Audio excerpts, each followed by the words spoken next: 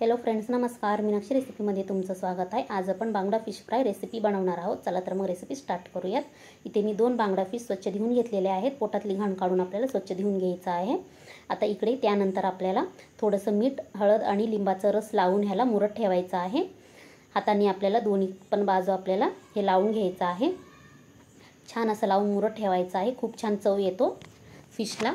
तर असं नक्की ट्राय करून बघा. 10 ते 15 मिनटं किंवा अर्धा तास तरी ठेवलं तरी चालेल. खूप छान टेस्ट येतो. क्रिस्पी, कुरकुरीत छान आणि चवीला छान थोडंसं वेगळं स्वाद येतो. तर असं नक्की ट्राय करून बघा. आता आपल्याला इकडे 10 मिनटं मुरत ठेवायचं आहे. आता हे दोन्ही पण फिश मी लावून घेतलेले आहेत. आता इथे मी मुरायला ठेवत आहे. त्यानंतर आपल्याला आता इकडे एक छोटी वाटी रवा घ्यायचा आहे. इथे मी रवा घेतलेला आहे, छोटी वाटी.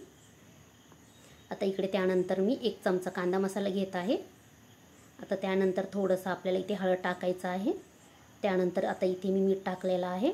आता इकडे मी फिश फ्राय मसाला वापरत आहे. ऑप्शन आहे, असलं तर वापरा, नसलं तर नाही. आता इकडे मी गरम मसाला वापरत आहे. त्यानंतर अद्रक लसूणची पेस्ट वापरायची आहे. आता हे सगळं आपल्याला मिक्स करून घ्यायचं आहे. त्यानंतर थोडं थोडं पाणी टाकून आपल्याला हे सगळं मिक्स करून घ्यायचं आहे. ह्याचं मिश्रण बनवून घ्यायचं आहे, मसाला बनवून घ्यायचा आहे आपल्याला. आता इथे बघू शकता अशा प्रकारे असायला पाहिजे मसाला आपल्याला जास्त पातळ आणि जास्त घट्ट पण करायचं नाही आहे. मसाला त्याला लावता आलं पाहिजे, तशा प्रकारे बनवून घ्या. इथे एका प्लेटमध्ये मी रवा घेतलेला आहे, कोरडा रवा. आता आपल्याला पॅनमध्ये तेल गरम करायला ठेवायचं आहे. आणि आता हे दोन्ही पण फिशला लावून घ्यायचं आहे. मसाला छान असं लावून घ्यायचं आहे, भरून लावून घ्यायचं आहे सगळीकडे. मस्त असं मसाला छान असं आपल्याला दोन्ही पण बाजूला असं लावून घ्यायचं आहे. जिथे जिथे राहिला असेल तिथे तिथे लावून घ्या. अशा पद्धतीने करून बघा. खूप क्रिस्पी आणि टेस्टी पण लागतात फिश फ्राय. तर नक्की असं करून बघा. फ्राय करताना आपल्याला हे मसाला तेलामध्ये असं तरंगायला नाही पाहिजे, तशा पद्धतीने आपल्याला मसाला लावून घ्यायचा आहे.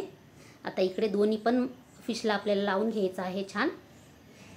आता इथे बघू शकता तुम्ही. आता आपल्याला एका प्लेटमध्ये रवा घेतलेला आहे, तर ते पण लावून घ्यायचं आहे. फिशला वरतून रवा लावून घ्यायचा आहे कोरडा.